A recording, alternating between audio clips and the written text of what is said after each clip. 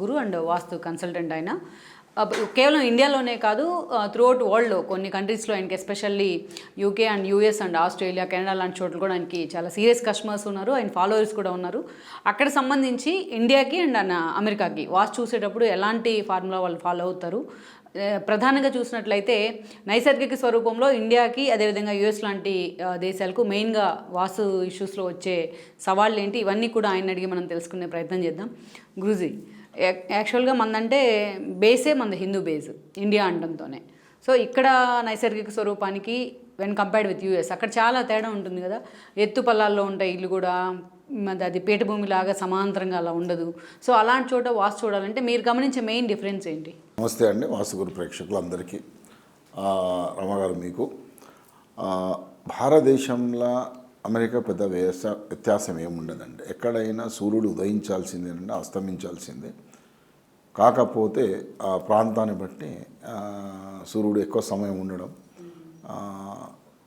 తొందరగా ఉదయించడం అటువంటివి తప్పితే ప్రాణకోటికి ప్రాణజీవికి ఏ విధంగా అయితే సూర్యుడు అవసరమో, చంద్రుడు అవసరమో, అది భూమి మీద అందరికీ, భూమి మీద ఎక్కడైనా సరే, అది కేవలం భారతదేశంలో, అమెరికానో, కెనడానో, ఇంకోటనో వ్యత్యాసం ఏం లేదండి.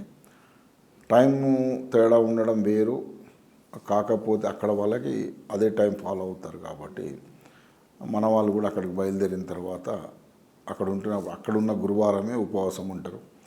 అక్కడున్నట్టు వారంలో వాళ్ళకి ఇష్టమైన వారం సోమవారం అయితే సోమవారం ఇక్కడ ఉపవాసాలు అక్కడ ఉన్నవే మన వాళ్ళు ఫాలో అవుతున్నారు. అది ఆ షెడ్యూల్లే ఫాలో అవుతారు. కాబట్టి అక్కడ కూడా దిశ,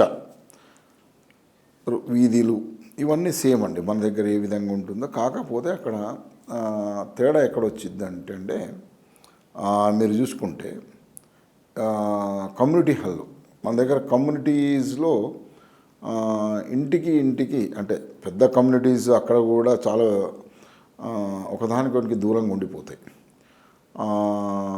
కాంపౌండ్ వాల్స్ కూడా కొన్ని విధాలుగా తేడా ఉంటుందండి. మన దగ్గర ఉన్న కాంపౌండ్ వాల్స్, అక్కడ ఉన్న కాంపౌండ్ వాల్స్. అయితే ఇక్కడ దూరం ఉండడం వల్ల పక్క ఇంటి ప్రభావం ఈ ఇంటి మీద తక్కువ ఉంటుంది. సెట్ బ్యాక్స్ దూరం. రెండవది ఏంటంటే వెంటిలేషన్, స్వతహాగానే వెంటిలేషన్ రావడానికి చాలా స్పేసియస్గా చేసి పెడతారు. కాబట్టి మన దగ్గర ఏంటంటే సెట్ బ్యాక్స్ అనేది ఆల్మోస్ట్ ఆల్ జీరో అండి. ఇప్పుడు 300 పెద్ద పెద్ద విల్లాస్ తీసుకున్నా కూడా ఇలా సెట్ బ్యాక్స్ పెద్దగా ఉండట్లేదు. అంటే అక్కడికి అదొక పెద్ద తేడాగా చూస్తాం మనం. రెండవది ఏంటంటే మీరు అన్నట్టుగా ఎత్తు పల్లాలు, అక్కడ కూడా కొన్ని ఒకటే కమ్యూనిటీలో ఉన్నవాళ్ళు తూర్పు ఎత్తున్నది లేకుండా దక్షిణంలో అంటే పడమటల లేకుంటే ఉత్తరంలో ఏ విధంగా అంటే ముఖ్యంగా తూర్పు ఎత్తు కొండ మాదిరి ఉన్నప్పుడు దానికి వెనుకాతల అంటే పడమటలో వాగు ఉన్నదో కాలు ఉన్నదో ఉన్నప్పుడు వాళ్ళు కూడా అక్కడ ఉన్నటువంటి నైసర్గికంగా ఇబ్బందులను వాళ్ళ అంటే జాబ్లలో గ్రోత్ లేకపోవడం, జాబ్ శాలరీస్ పెరగకపోవడం, వైఫ్ అండ్ హస్బెండ్ బాగా పనిచేసినప్పటికీ కొన్ని ట్రబుల్స్ ఫేస్ చేయటం. చాలామంది దగ్గర నేను అక్కడ ఈ మధ్యకాలంలో అంటే 2015 నుండి నేను అమెరికాను బాగా తిరగడం జరుగుతుంది.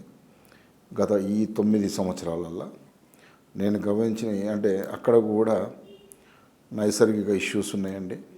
అదేవిధంగా వాళ్ళలో కూడా ప్రాబ్లమ్స్ ఉన్నాయండి. For more updates, please follow Vastu Guru channel.